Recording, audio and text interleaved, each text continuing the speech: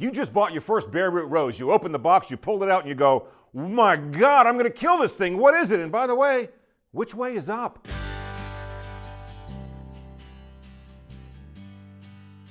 Relax. It's not that complicated as it seems.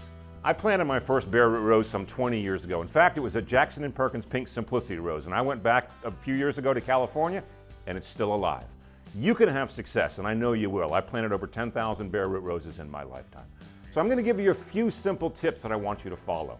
The main thing to remember is don't let the plants dry out between the time you get them and the time you put them in the ground. That's why I want you to keep this box sealed. Don't open it until you're ready to process the plants. You want to process them within 2 or 3 days of arrival, not weeks, days, because if you leave them too long, they're going to dry out, and that means more than likely they probably won't do very well. Lastly, don't store this box in a hot or cold place or in direct sun. 40 to 65 degrees, an unheated garage is a really good place to keep them. Just leave them there and they'll be fine. So now that you follow those simple tips, don't let it dry out, let's start processing the plants. We're now ready to process the roses and take them out of the box. I want you to have 2 things on hand. 1, a bucket of water. 2, a pair of clippers. Now, this is a 5-gallon bucket. It'll hold 2 to 3 bushes. If you have more bushes than that, you can use a garbage can, muck bucket, whatever it is, but make sure you've got enough buckets and enough water to handle the amount of roses that you've got. Now ready to process the plants. So like this box that I've left sealed because it's been completely wrapped by Jackson Perkins in plastic and completely sealed up. I'm going to go ahead and open that up right now. They've given me some great planting instructions. Make sure you read those and follow those along as well. That's going to be very helpful to you. Here are the roses here. Again, you can see they are very well sealed and very well packed. This is one of the things I like about Jackson Perkins. They've been doing this for 100 years and they know exactly what they're doing. These are beautiful roses. Look at these. Look at the size on these things. See, they're nice and damp. That's the important thing. See those root systems? So what I'm going to do is take them out of this box immediately and plunge them into these buckets of water. That's the very first thing I'm going to do. Something I like to do with my Bareroot roses actually before planting them is cut them back. I realize this sounds weird, but let me explain why. These are dormant roses. They're in hibernation, kind of like a bear is in hibernation. And you know how a bear needs a certain amount of fuel, otherwise it can't come out of hibernation? Well, that's the same with these. They've got their fuel stored down in the root system.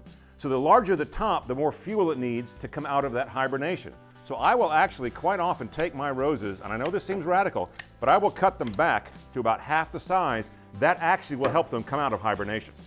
They all go in the water. They sit in water for 24 to 48 hours, no longer than 48 hours, otherwise you'll drown them. And I know that sounds weird, but that's literally what's going to happen. So once they've had a good soak in this water, it's time to plant them, and for that, check out our video on planting Bareroot roses. The link is in the description for this video.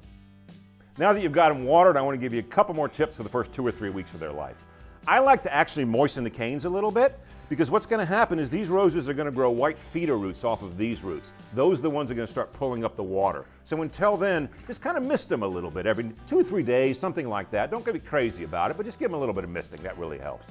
Don't fertilize them for the first 3 or 4 months, particularly not nitrogen, which is the first number in that like 10-10-10. The first number is the nitrogen. Don't give them a lot of fertilizer. Why? Roots first, top second. We're more concerned with what's going on under the ground right now than what we are with what's going on top of the ground. So that's very, very important to do that as well. Keep the watering light. There's no leaves on these things yet. They're not soaking up a lot of moisture right now. They don't need a lot of moisture. So keep the watering a little bit on the light side. Now, if you're watching the rose and it doesn't seem it's growing, you can do a simple thing called a scratch test. That's basically where you're just going to scratch the cane a little bit, and if you see white underneath, that's going to tell you the rose is still alive, it's doing okay. But if you're not sure the rose is doing well, make sure to contact us, call our toll-free number, reach us on our Facebook page. You can also post questions on this video right here. If you're not sure of what to do, I check it every 2 or 3 days. I'll be sure to answer those questions. We got lots and lots of ways to stay in touch with you.